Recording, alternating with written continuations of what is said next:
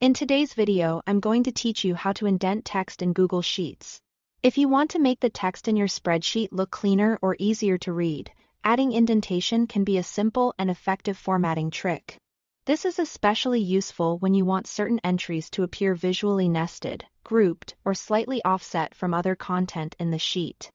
Google Sheets does not have a direct text indent button like some word processors. But there is a quick workaround that gets the job done nicely. To begin, select the cell or range of cells that you want to indent. You can click a single cell if you only need to format one item. Or click and drag to highlight multiple cells if you want the same indentation applied across a larger section.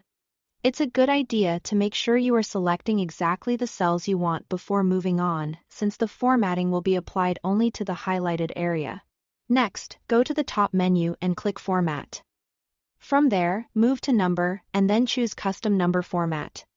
Even though this option sounds like it's only for numbers, it can also be used to change the way text appears in a cell. That's what makes this method so helpful.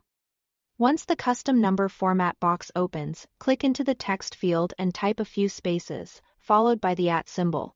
For example, you can enter several spaces. Then type the @ sign right after them. The spaces create the visual indent, and the @ symbol tells Google Sheets to display the text content of the cell. If you want a deeper indent, you can add more spaces. If you want just a slight indent, use fewer spaces.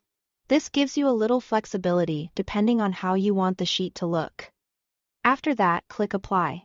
As soon as you do, the selected text will appear indented inside the cells. The actual content stays the same, but the display shifts to the right based on the spaces you added in the custom format.